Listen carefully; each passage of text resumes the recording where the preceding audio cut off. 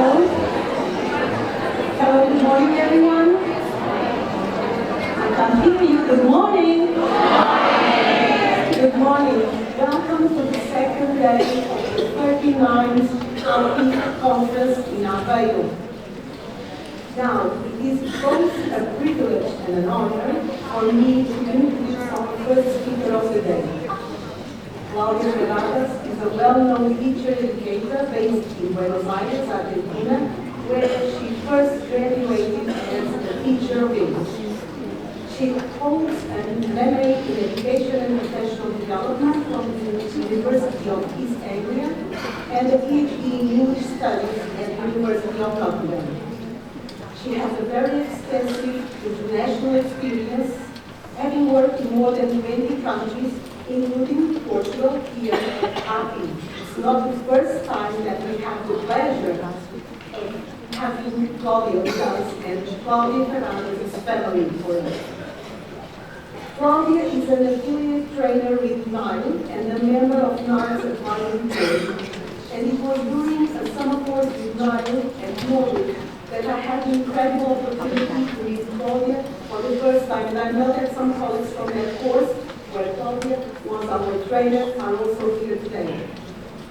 Those of you who were here yesterday at our improvised cultural event already know that Claudia is also a writer and a singer. She likes to sing tango and ballads in shows where she also reads her own poetry, written both in English and in Spanish. Claudia's interests are literature and the arts, ELT, intercultural communication, and the relationship between language and identity. In this talk, Claudia invites us to explore the traditional forms, short narratives, and video poems to develop linguistic and cultural mediation skills, transcending cultural borders to build empathy. It is also an invitation to reflect on the challenges posed by the aim of expressing our own multiple identities in a foreign language. So Claudia, thank you for being with us once again. Thank you, Claudia, for sponsoring you and this speech. Thank you, Anna. Thank you. Good morning, everybody. It's so moving to be back. I can't really count how many times I've been on an APPI stage, and I really feel I'm back to my Portuguese community. So thank you for that. It's a really beautiful family. So many people who were in our NILE classrooms years ago, hugging me yesterday and saying, we were together in 2002, 2003, 2004. It's amazing to feel old and yet so rich in experience. So thank you for that, and thank you for the good memories. So today I would like to share with you some thoughts and some questions about how to build community, how to build bridges across cultures through texts. And well, if you were here yesterday and Anna made a point of that, you know that I come from across the pond, Buenos Aires, Argentina, right at the southernmost end of the continent. And it's such an honor to be able to work in so many countries with so many people. And I would like to thank NILE, the Norwich Institute for Language Education, for making it possible for me to travel the world meeting teachers. So thank you, Mike, for being here today with us, and thank you for bringing me here. So, yesterday we had this improvised cultural session, didn't we? So some of you have heard me sing a tango. And this is part of the stereotype that I carry with me as an Argentinian, apart from Messi, but I don't know how well football, so let's keep that aside. So, you know, when I say I come from Buenos Aires, Argentina, people immediately say, oh, tango. And they believe I can dance. You know the English expression, it takes two to tango, unless you've got a very good lead. You know, the person who leads is really the one who allows the woman to do all these crazy things. Unless you've got a very good lead, you can't dance. So it's so unusual to have a man in Buenos Aires who can dance the tango, would you believe it? So, no. And why am I bringing this up? Because stereotypes is part of what we need to question and deconstruct if we're going to be building bridges across communities. So, yesterday I read some of my poetry from my latest collection, and I would like to start with a poem that I wrote in the UK while I was working at Nile many years ago, based on a true experience, a true cultural experience. So I'll share it with you, and I would like the British people in the audience to give me a hand with a couple of things. The poem starts like this. All of a sudden, you stopped the car, and I saw you leap out just to pick up a conker from the road. What is a conker?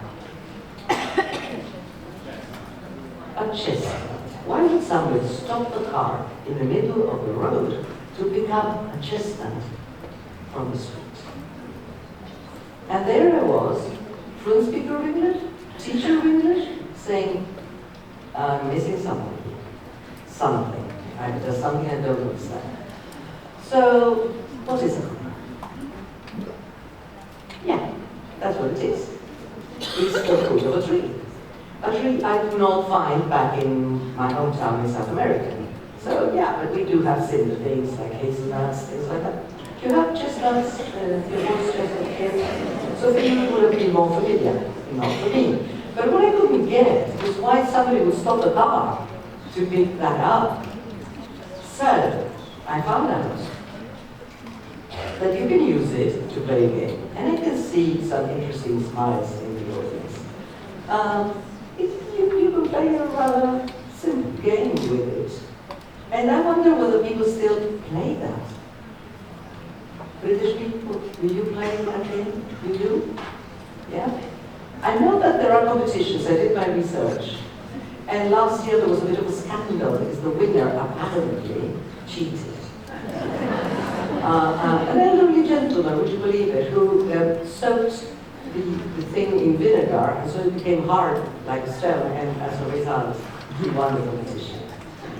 So, when I open this up, as a topic to my students, they say, they're using all these electronic games. What's this got to do with their lives?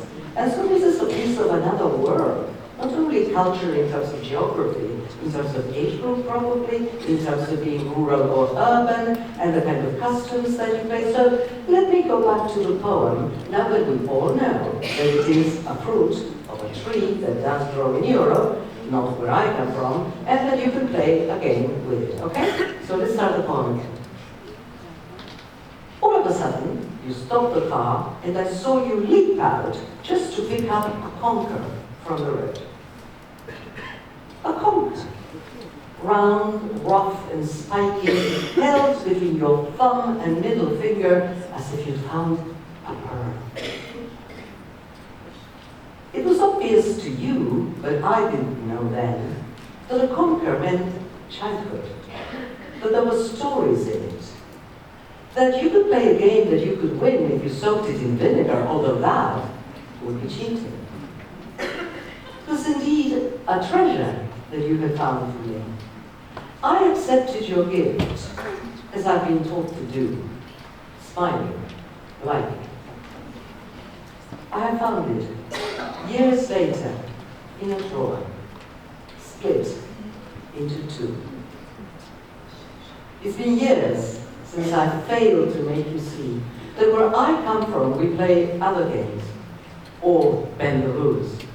The rules don't travel well, that a conker will crack inside the drawer, a sad, dry carcass torn hopelessly into two, so far from where you live, from where it fell.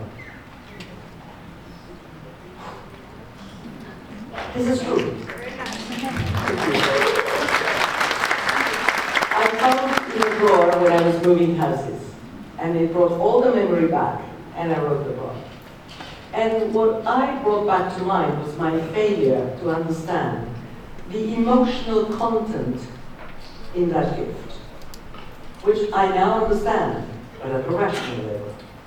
I tried to find something in my own context, my own culture, that would mean as much as it did for my colleague to give me a conker.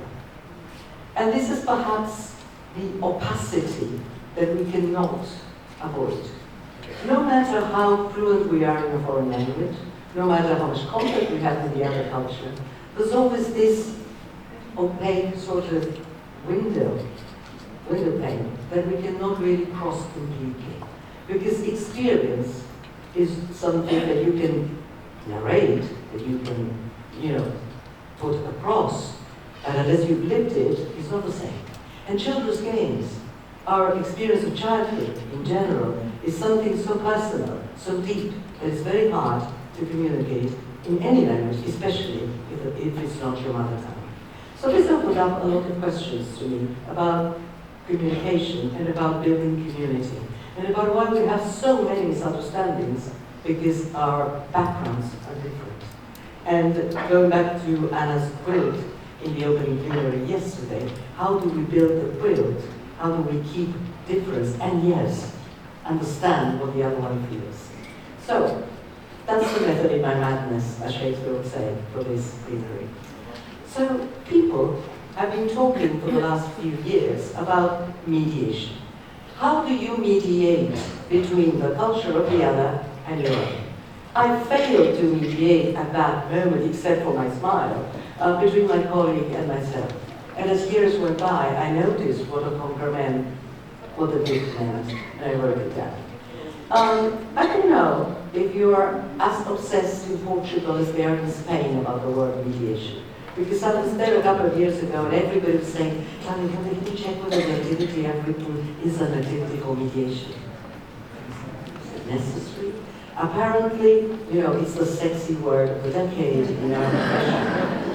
Now, what do we mean by mediation? And when I ask, everybody thinks about the lawyer, when you have a problem with your neighbor or when you are getting a divorce, and before you come to blows in some way, you get somebody to mediate between you, and hopefully things will go well. So normally people tell me there are 3 people involved, 2 who do not understand each other, and someone in between who will try to intervene and sort things out. Well, this is the traditional meaning, definitely, and when you look up in the dictionary, this is what you get. An intervention in a dispute and arbitration. So what has this got to do with us, language teachers?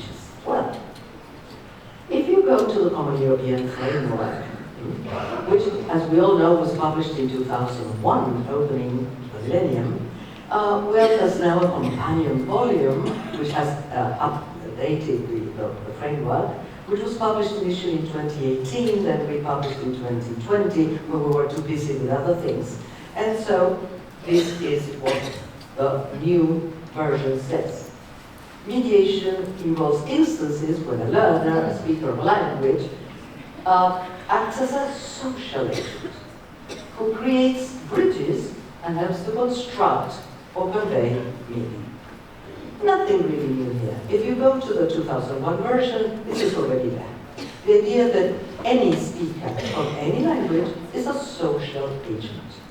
And that day, when my colleague stopped the car to give me a contra, I was very fast trying to go into my brain's hard disk, trying to say, what is behind this? Why has he stopped the car? What does this mean? What happens if I don't smile? All that knowledge of intercultural awareness was a way of building a bridge between us, was behaving as a social agent, trying to create communication rather than a breakdown in communication. So when we do that, when we smile and say, come again, as in, we are trying to build a relationship, a bridge. We are social agents. Now, we teachers of a foreign language, or alternative language, second language. How does this affect us? Well, I don't know that we are mediators all the time. At this very moment, I'm trying to mediate what I have in mind and trying to communicate to you. And so I thought, what picture should I use? What keywords am I going to write on screen? Well, all that is a form of mediation. I'm trying to communicate content to you. Don't we do that every class? When you do your planning, and you say, how am I going to present this? You are asking yourselves how to become a mediator between what you have to teach and your students. So there's nothing new to us. Why are people so worried then about mediation in the Common European Framework? Well, suddenly an I has disappeared from my word linguistic. That was on purpose that it was. So, that is linguistic mediation. We need to find the words in the first place. And that's where we have to teach vocabulary, structure, etc. You know, the present perfect. So, it's also cultural. Conquer. I can look it up. It's a fruit, okay. But unless I know the cultural content involved in it, I miss the message. Social. Sometimes it's got to do with the social groups that we belong to. Even in your own class, even in your own neighborhood, your family, sometimes you find breakdowns in communication having to do with the social groups we belong to. So we do that all the time. And this is, of course, pedagogic, because we decide how to present something to teach something new. We know that we always have to start where the other one is.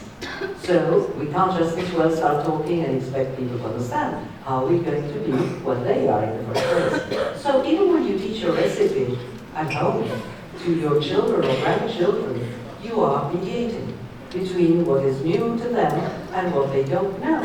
You use certain words, you use a certain method of explanation, you use certain demonstrations. All that is a form of mediation. So nothing to be worried about, colleagues, except the need to focus on these skills, and let's see why. If you go back in time to the previous century, 1993, there's this book which started the whole conversation in our field about culture in language teaching, Claire Crash. And she was writing something I've been quoting everywhere ever since.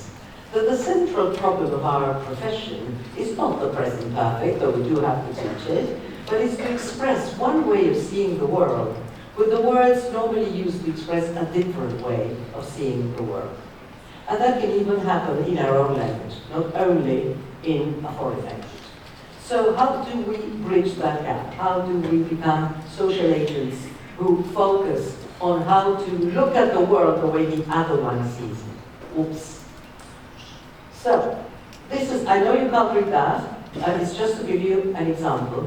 There are now 54 new descriptors in the framework to describe mediation.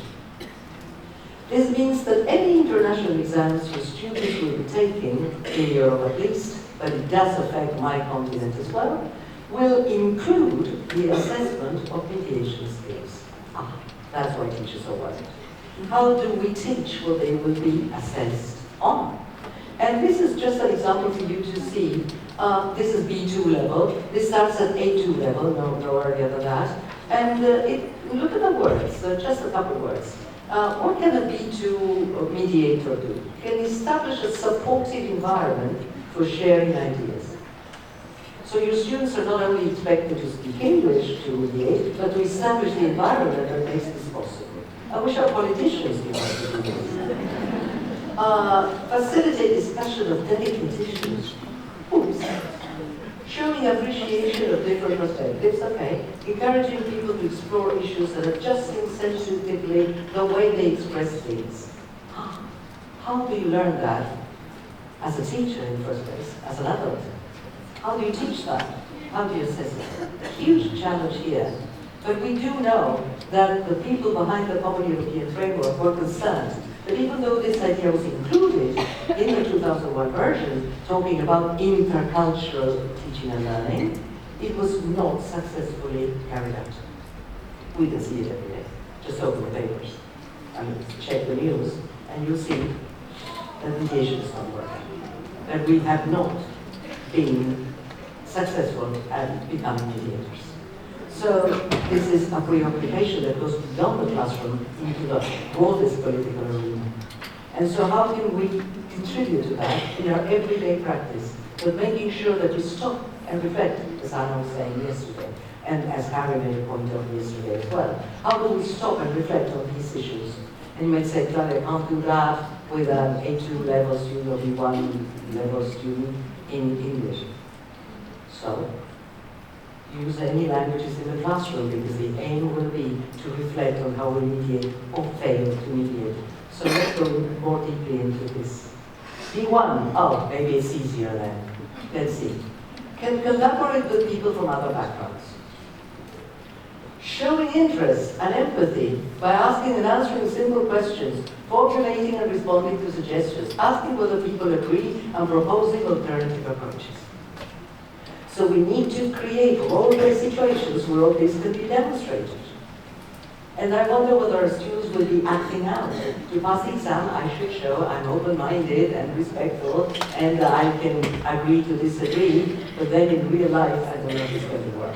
So you see, it's opening a number of questions on what we do and how we do it, and I'm not going to close them, I'm sorry. I'm going to leave you with the questions I hope, and that is the whole idea. So, a little bit of exploration. I'm not going to bore you with lots of quotations because all this is in the Common European Frameworks Companion. So when you can, you Google it and you download it in 2 minutes. So the framework says that we do not only mediate between two people who disagree, we also mediate texts. And colleagues, we've always been doing that. You bring a new text from the unit in the book, and you have to find pedagogic ways, strategies, to mediate between that text and your students who don't understand. So, for us, nothing new. But the idea is, what strategies are we going to use? For example, in taking notes during a lecture. Do you take notes? Or do you just take a picture, as I can see, of my slides? And what's the difference between taking a picture and going back to it, or not? I hardly ever do. Or taking down notes and letting your brain appropriate the notes. So all this is involved in this too. It's a form of mediation. So much so that some international examinations include taking down notes as part of their listening activities as a skill that is being lost. Expressing reactions to texts. Thank you, literature is bad. So if I bring a poem and I go, that reaction is important. It's my way of responding to text, and how do I mediate so that the attitude starts being separate. The other one is mediating concepts, which is what I'm doing at this very minute. I'm mediating the concept of mediation. Trying to, put it across to you so that you start thinking about it. So, facilitating access to knowledge and concepts for others. They may be unable to access this directly, in our case, because they don't read in English as fluently as we expect them to. Sometimes because they don't have the right reading skills in any language. And so we need to develop that. So this is a way of mediating concepts. Anything new? Mediating communication. That's always been our job. And it's the job of diplomats and other people who know that using the right words, with the right intonation, at the right time is very important. I always remember, and sorry we've heard me share this anecdote somewhere else before, when I was working for the British Council briefly in Singapore. Very different culture from mine. And it was a literature seminar of 5 days. And they told me, try the jasmine tea here, it's amazing. So I went up to the reception, it was one of these luxury hotels, and I said, could you bring me a cup of jasmine tea to the seminar room? And the gentleman at the reception said, yes, no. An hour later, no tea. So I went back and said, probably the timing here is different from my anxious South American time. So, mediating, my heart is there. I went back. I never asked for a cup of jasmine tea. Yes, ma'am. Thank you. No. So I went back to Harold, who was the organizer for the British Council, and he said, I said to him, listen, I think my accent is interfering.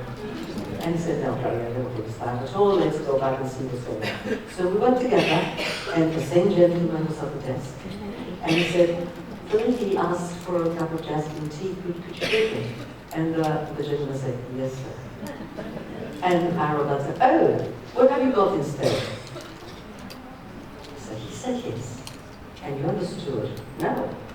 He said, yes, of course, that's in his tone and in his body language. Right. So no matter how fluent we were both in English, it didn't work. I was missing something cultural, and the tone that's Singlish, Singaporean English, borrows from other Oriental languages. And I learned after 5 days to get it. But I can't tell you what it was like on the phone when we did the follow-up, because I couldn't see them at that time. So, what he meant was no, and I said, why doesn't he say no? He could say politely, I'm afraid that we haven't got any. because you're his superior, I would say. Imagine. Female and guest. 2 reasons why he couldn't say no. Again, that's deeply cultural.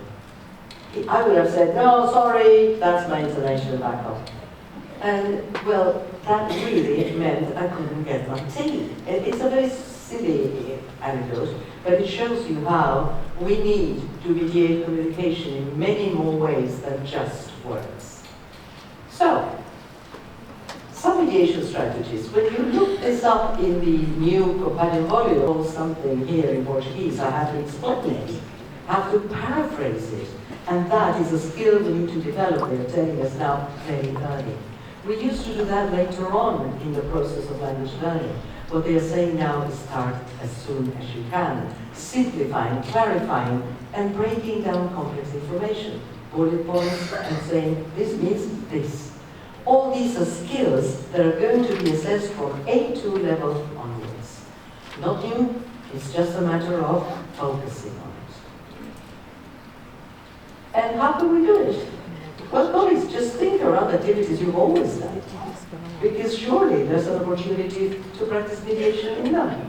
It's not a question of reinventing the umbrella.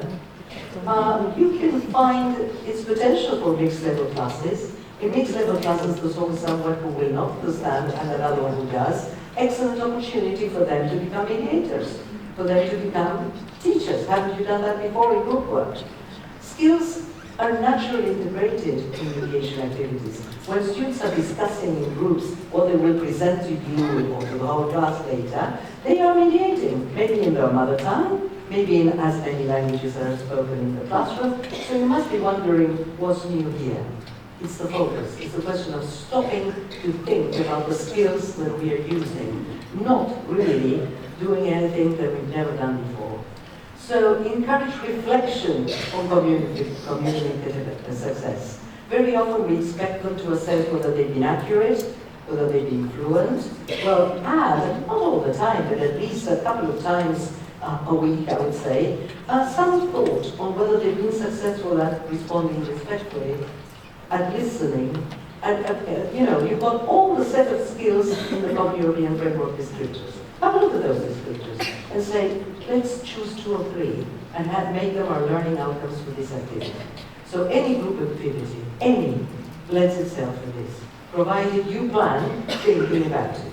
So if the learning outcome is how they use the first conditional, for example, okay. But in the activity, have they been good listeners or have they interrupted one another? Have they been respectful in their responses? Create situations where there can be some kind of clash, some kind of conflict, and see if they can sort it out, and assess that together. How successful have I been at communicating, at listening, not only at using English? And then over the road, we all get very tired. Wherever I go, teachers are overwhelmed. And underpaid, but that's another matter. Well, how about handing over our role little by little? My most memorable classes were those where I didn't teach, where they organized the activities and they became mediators themselves. I'm sure you're nodding because you remember 1 or 2 great examples of that. So, look at this. I took this arbitrarily from a textbook published last year to see whether all this had come into the publishing industry, and of course it has. This is an activity from a book for adolescents, A2, B1 level. There was a text and it says think, there are life skills, and then voila, mediation. And look at the activity. Your friend doesn't speak English. Use your own language to tell them the story and what you like about it. A translation activity. Something that in my time would have been sinful.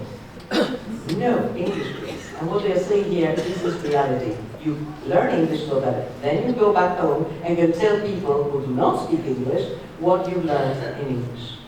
So this is part of the practice now in an English textbook. This is just a mini example of how after doing the whole project, this student you can see is recording a video. Our students are all the time using video. What's more, My daughter works in publicity, and she told me my customers are Generation Z, or Z if you prefer, and they do not read my emails. So I'm responding to email on video. Really, yeah. This is videos that are never longer than 1.5 minutes. And I said, how many videos did you record today? Oh no, I did, my avatar did. Right? So, how did you do that? Well, I had my biometrics, and the company produced an avatar that records the videos for me, and I only personalize them. Right? I'm not saying this is good. What I'm saying is, it's happening. And so we've got to learn how those skills, which are required in the workplace, can be developed. And what allows her to do that? The fact that she's bilingual, she speaks fluent English, so her avatar speaks English. And she communicates with her customers all over the world in English, even though it's an AI product that does it. So the whole question of going from one medium to another, what they now call transmediation. In the past we spoke of multimedia, multimodality. Well, transmediation, I don't know if this will take on. Well, that's part of the activities. Turn what we've just done into a video. And you might say, I want them to write an essay. Well, no, something's going on. I picked up another book, Live Vision, for adolescents, blogging. I wonder how many teenagers blog. Not many of I know. But anyway, this was a unit on blogging. How do you write a blog on Substack, for example, that people will read? Okay, so there are pieces of advice, you've got to put things in order, the usual thing. But then one activity is called mediation. So write a short presentation for a group of people who are new to blogging, include the 5 best tips that you chose from the unit. Anything new? Summarizing, picking up relevant information, nothing we haven't done before. So why do they call it mediation? Because now they're going to present to the group, and you're going to assess not only how good their English is, but how good they are at presenting. How good they are at creating the avatar on the video that will explain things to their customers and get them to buy the product. That's really valuable. So suddenly, that mediation between the product and here the blog and the people is essential. But does that happen? You give them something to do, you read the unit, summarize, and now bring the presentation, and they do it in 2.5 seconds with Claude or with whatever, ChatGPT. Well, I did it to see how well it went. With a free ChatGPT, absolutely elementary, nothing sophisticated. It was excellent. I got an essay with all the discourse markers that I wanted, perfectly organized, in seconds. Okay, you see, finally, in conclusion, blogging can be a great way, there it is. So my brain can be dormant while ChatGPT does this for me. But I can use this for higher order thinking skills. How does the advice given by AI cover all the points required in the task? Now I have to assess what AI has done for me.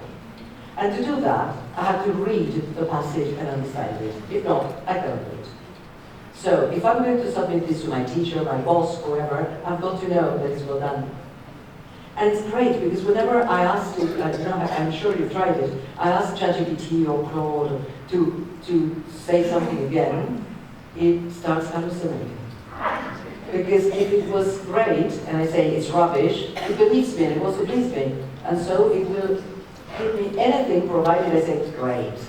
And I don't. And it's pretty fun, but you spend a lot of energy and water if you do so. How does the information compare with the tips in exercise 2 and in the listening? So I'm sending them back to the unit to compare what the AI has done and what the textbook provides. And to compare and contrast is a very important skill. Which do you think is better and why?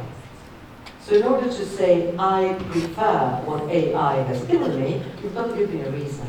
You've got to be an evaluator. And the extension, what tips does AI provide if given a more general prompt? Try prompt engineering, as they call it. Try different prompts and see the results you get. So you're also training them to use the AI critically. and that's a form of mediation.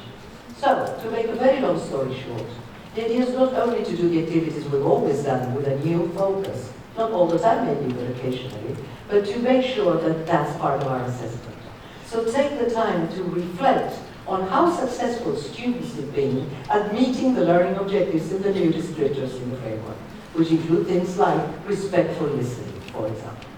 And then take advantage of as many languages as there are in the classroom to make sure that they can bridge the social gap through multiple languages as terms of communication. Okay so far? So, one of the divisions we need to bridge is the chronological divide, and the older I get, the more I feel it. Especially because adolescents are so good at AI and technological devices, and what other we go, right, well, is there a human being to talk to? No, there's a bot. Okay, so I've done this activity and it gave me a lot of pleasure. I asked them to tell me how that works. I still remember my dad bringing me one when I was a trainee, as a teacher trainee, and I loved it because I walked around the class with that thing in the basket, and I could advance one sentence. Well, anyway, you may be saying, tell me what's the use? I mean, it's as useless as explaining how the telegraph works. I know, but we all have units in the textbook and in our learning objectives, give instructions for a recipe or whatever. Well, we can do this as part of fun, but also to reverse the equation. Very often we are telling older people how things are done, and we believe we are wise and therefore things have missed the boat. But put yourself in the opposite situation. Tell me about something in the past that you don't know how it works. And so the skill comes up, you know, mediating between two ways of using stuff. This is my favorite. Have you seen how many videos there are on YouTube of teenagers trying to make a phone call with that? Thousands, and they are very funny. Because they just try out all sorts of things. And I was happy to find in one of the textbooks I was looking at to bring examples, that there's a whole unit on this. From the telegraph and the fax machine, remember? You know, to the rotary phone, okay. And there's a video in the unit where they are exactly trying to meet one of those challenges on social media. This is Grandpa's challenge. Grandpa has left a box and a phone, and it says, if you make a phone call in 5 minutes and contact me, I'll take you, I don't know where, you know, I give you a prize. It's hilarious how they try, you know, well, this is just the same as a home phone, so plug it in, done. You need to dial. How? It's nothing like this, and they have to start pressing the numbers, you know, obviously. That's one way of seeing the world and expressing it into words to someone who sees the world differently. We, the ones who were born in the pre-digital, analogic generation, know both worlds. Lots of young people know only the digital world. What do you do if there's a general power cut? Been there? Okay, so it's great fun to teach instructions. What about the ideas? There's a video, and what is very important is to teach the language to mediate. Because the activities can be great fun, but if you can't find the words in English, how do you do it? So it was great to see how the book introduces things like let go, lift the handset, move the dial, put your finger in, take your finger out. Yeah. So all these expressions are taught before the activity is done. And then skills, this is a mediation skill. When you don't know or can't remember the exact word for something, don't waste time trying to think of it. Compare it to something similar. It looks like it is similar to great skills to compare cultures. Okay? So, this is for you. Try it out with the person sitting next to you, please. And when I raise my hand like that, we'll all get together and say, okay? Over to you. Try to explain what that is to a child in the year 21. I'll imagine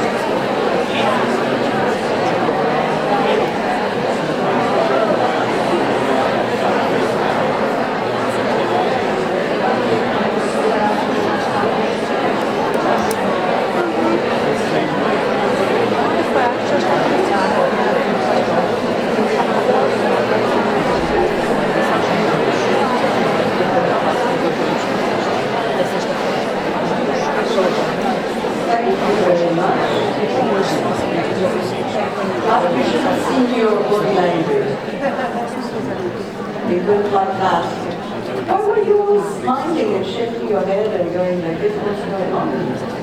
It's not that I'm a pessimist, I'm not saying that object is going to disappear, I don't believe it. But how difficult is it to explain the obvious, which is exactly the greatest challenge of intercultural mediation? To explain what we take for granted, we'll say that a bicycle is a bicycle and you get on it and you go. You don't explain how you ride a bicycle, you do it. Julio Cortázar, one of the greatest Argentinian writers, has a fabulous book where he has a chapter called Instructions on How to Go Up the Stairs. Try it. You do this, and how do you explain it? And it's a great exercise in intercultural awareness. How what is obvious to you may be totally new to the other person. And finding the words for that is a great mediation challenge. So I tried this activity, but you may be wondering why I wrote that year rather than any other. Could have been 2250. Do you know what? Does anybody know? No? Oh well. There's a story by Asimov, great name in science fiction, called The Fun They Had. It's open access, you Google it, it's 2 pages, you can download it very easily. And some of you are nodding, you may have read it or used it last year. It was 2020, lockdown, and one of my students from 30 years ago finds me on Facebook and says, Claudia, do you remember that story by Asimov we did in class? I said, it was my previous life. No, why are you asking? Because I'm a teacher of English now, she said. And I want to use the story online. Wow, wonderful. What story was that? And she started telling us how. And we Googled it and we found it. The fun they had. In that story, which starts that year, it's placed in time, 2 kids are talking about something that the older one found in the attic. He found a book. And so he brings it down, shows it to his friend, and Margie says, well, it's a book. What's it about? School, he says. School?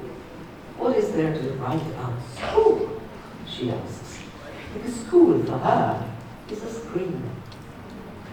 He wrote this in 1952, published it in 1954. And the similarities between the device that they call school and our classes on Zoom or Google Meet, etc. Amazing.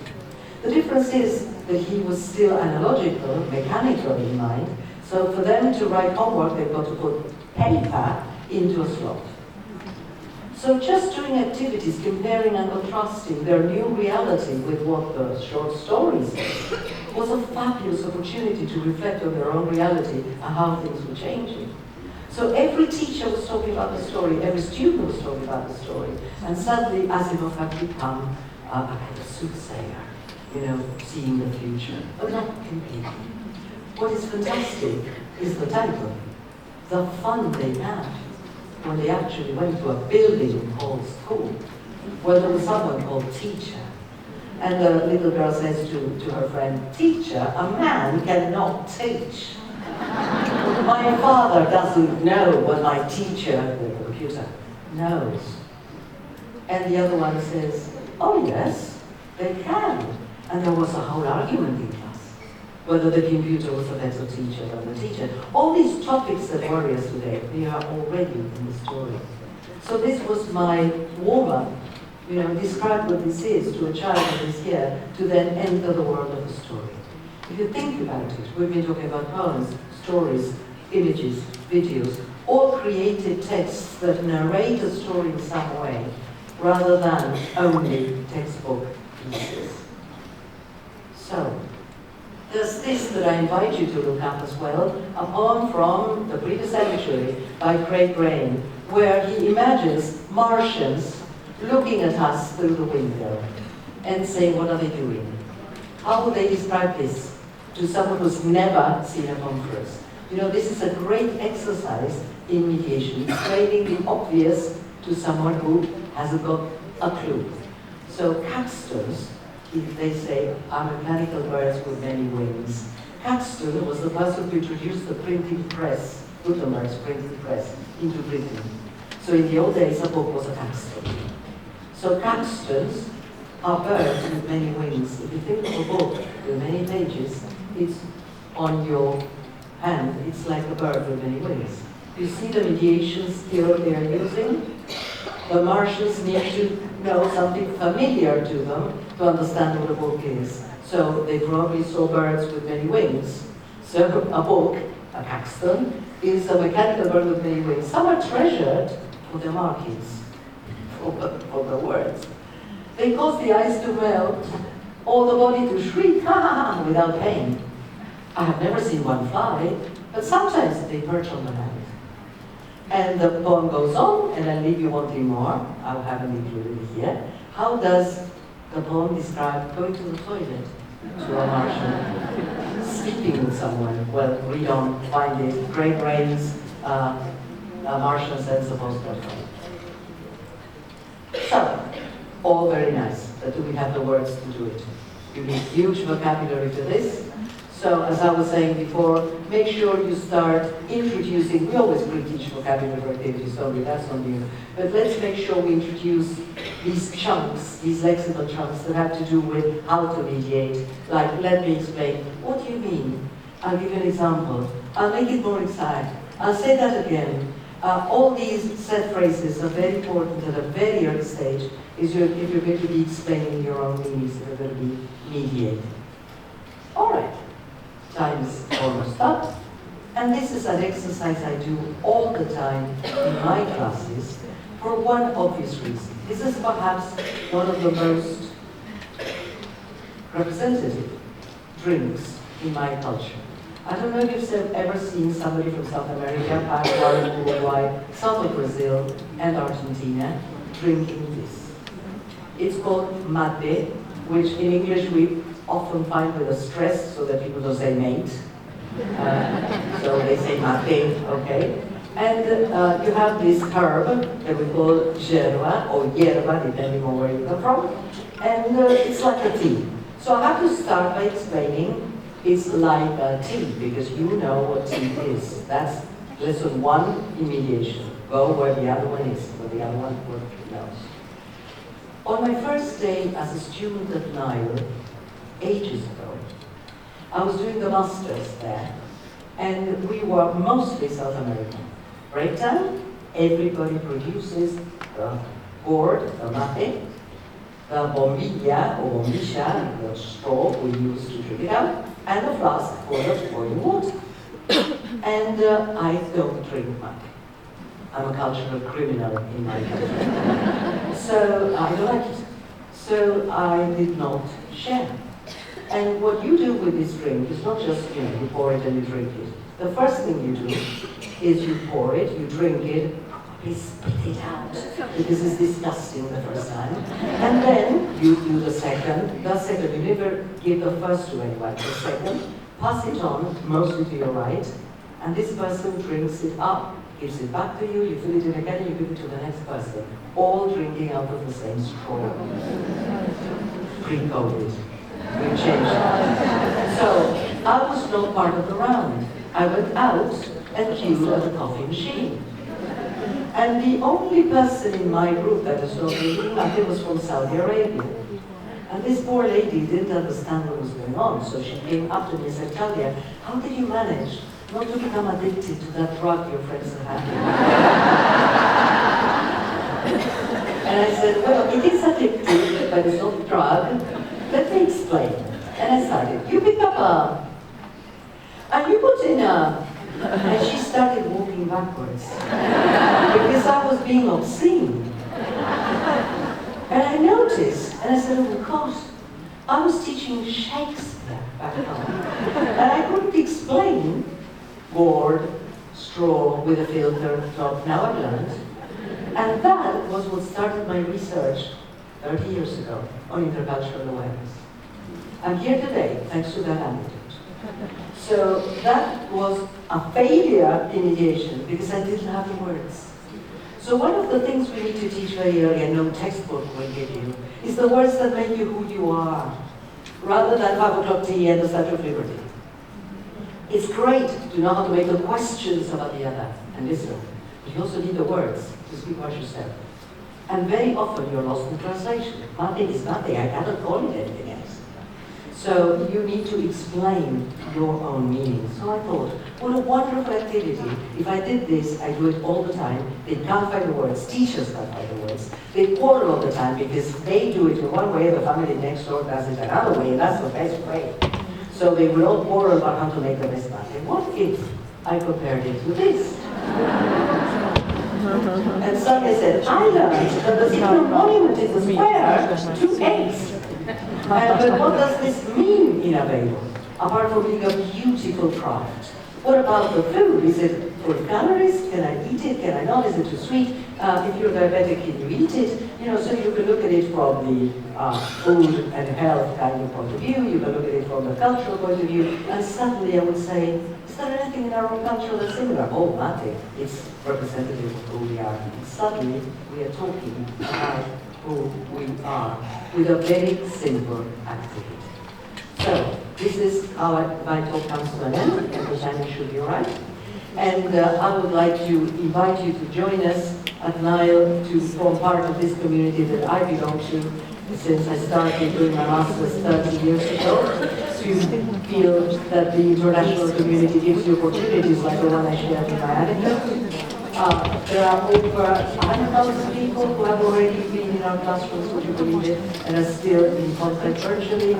You can now access that again through Erasmus Plus, and if you need information, you can contact Mike at the stand or through that email. And if you want to contact me and ask me for something, I'm on Instagram, I've got my webpage, and the best thing I think is about events like these, whether online or even better in person, is to know what the other one knows and you don't know, what that culture can give you and show you what you're missing.